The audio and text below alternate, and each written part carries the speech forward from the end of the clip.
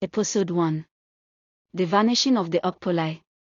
It is no more news that in the days when the earth was still young, and the sun danced gently over the hills of Obudu, there once existed a tribe whose story now lives only in whispers carried by the wind. The Ukpili people, they vanished, every man, woman, child, even the chickens and goats, like morning dew before the eyes of the rising sun. Beyond the farthest hamlets of Obong and the high-roofed compounds of Okashon.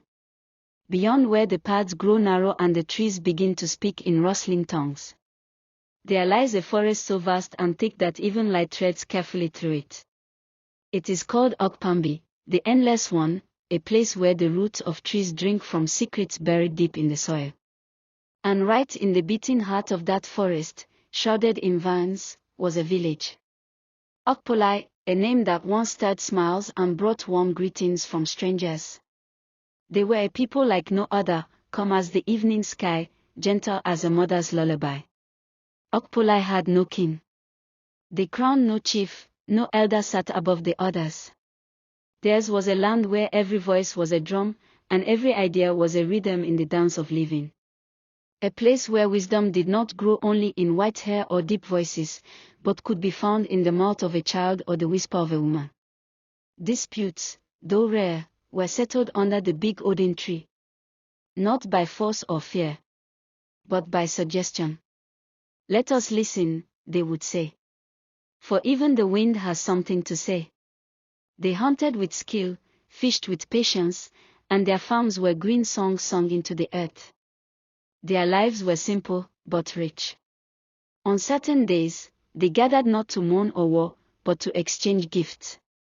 A basket of yams for a calabash of honey. A gourd of palm wine for a well-woven mat. On market days, the village was a festival of color and laughter. There, a man with no cowrie could still go home with meat, if he brought ripe bananas or smoked fish.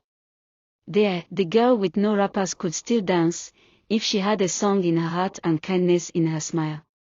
For in Ukpili, value was not counted, it was shared.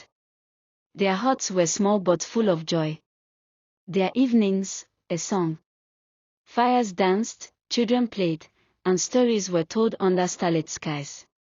Even the animals, goats, fowls, dogs, moved with a calm that seemed to understand peace. But peace is a fragile thing. Even the river, with all her calmness, still hides depth that can swallow a canoe. Something terrible happened. No one knows the full tale, but what we know is this.